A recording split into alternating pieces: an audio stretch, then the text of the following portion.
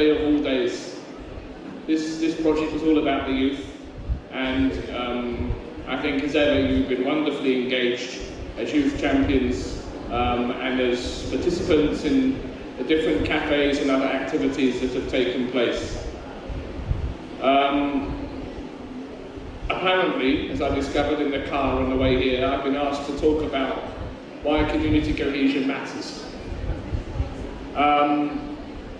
After the presentation that you've heard from Neha about the work of Rubaru under the Agizabachi project banner for the last 2 years, and after the play that you have just witnessed, I have to say, is there anything left for me to say about why community cohesion matters? Because I honestly think the importance of community cohesion has already been adequately addressed. But just imagine for a moment what life would be like if there was no community cohesion. What impact might that have on your life?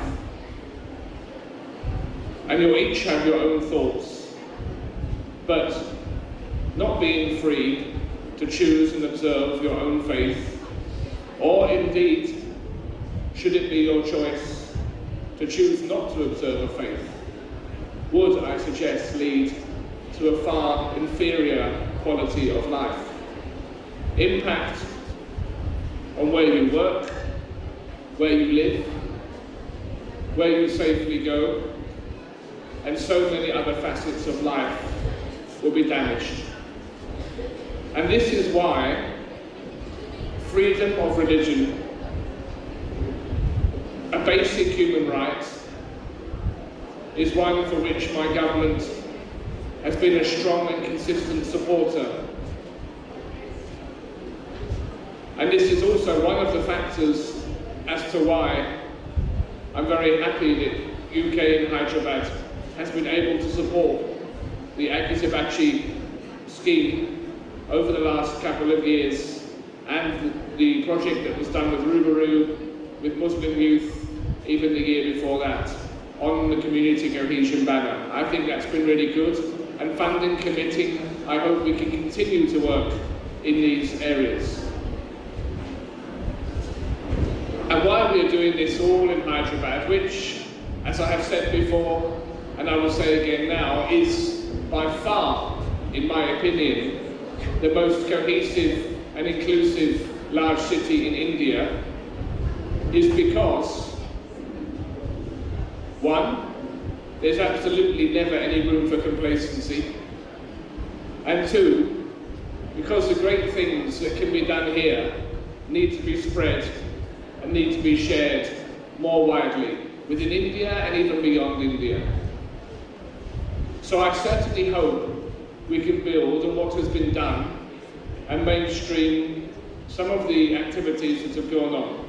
The UN resolution might be a platform on which this could be best done in Hyderabad, but actually, if you're a youth champion, if you're qualified as a youth champion this year, or if you're one of our previous youth champions, it should be each and every day that you're thinking about how you can stand up for a cohesive society, how you can challenge safely, but nevertheless strongly, ignorance around faith, how you can show respect to your fellow students, to your colleagues, and as you enter into the workforce, your colleagues in the workplace, as well as taking the same messages home.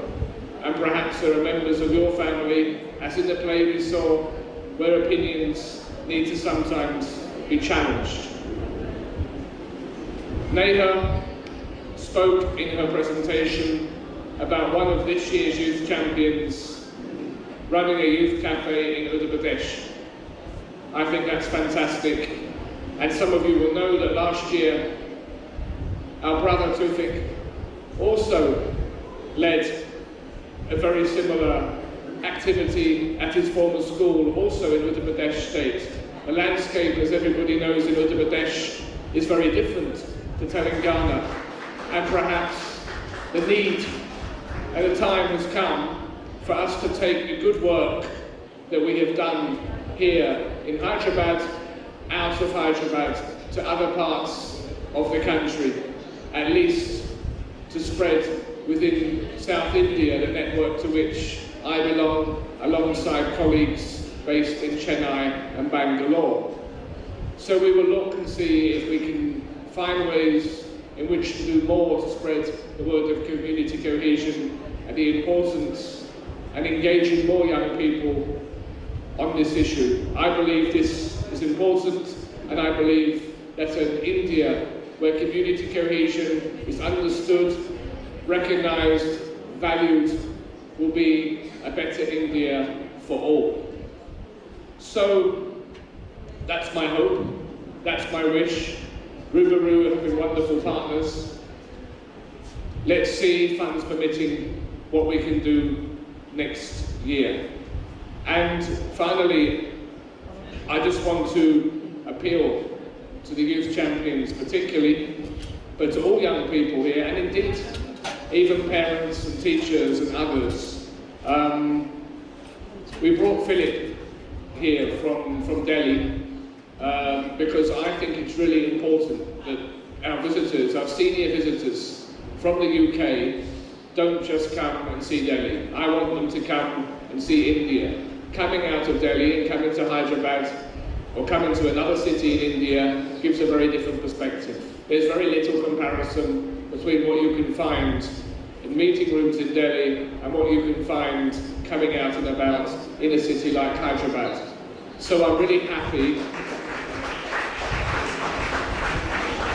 I'm really happy that Philip and his colleague Sham agreed to come to Hyderabad, and they came with an important message that you've heard about the Commonwealth.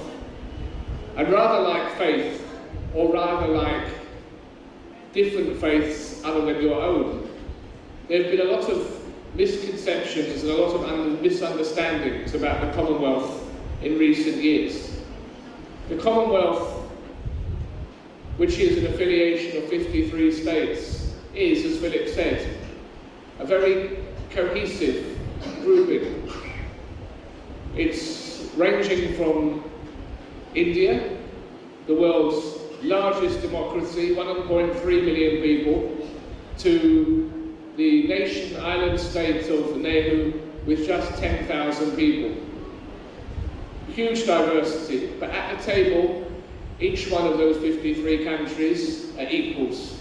Each of them have the same respect for each other. Each of them try to make decisions on what Commonwealth decisions will be, what activity, what programme of work will go forward, collectively and by consensus.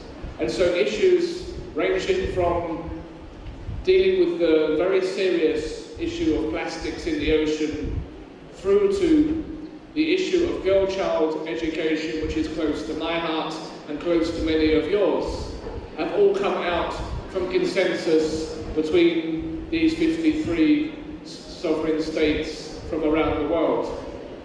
And the Commonwealth will continue to meet. It's going to meet in Kigali, Rwanda, in about 18 months' time, and it will continue to meet every 2 years at the senior head of government level. But as a vehicle of which India is part, the UK is part, I think there's much more that we can get from those Commonwealth links. And certainly, having benefited myself from Philip being here, I will be looking for the opportunities in terms of scholarships, the opportunities that otherwise come up, and presenting them more and more actively through the UK Hyderabad office. But I need you, as participants, to also engage with us and embrace that. And for those that say the Commonwealth is irrelevant, the Commonwealth is a legacy of colonial the UK, from what you've heard, to take that away and challenge. Because without your support, we're not going to be able to get further on that issue. So I appeal for that. And once again, I thank everybody for their contributions over the last 4 to 5 months in delivering this fantastic project. Thank you all for your support, and thank you particularly to my colleague Nalini, who is really the driving force from the UK and India team in making very much of this happen. Thank you.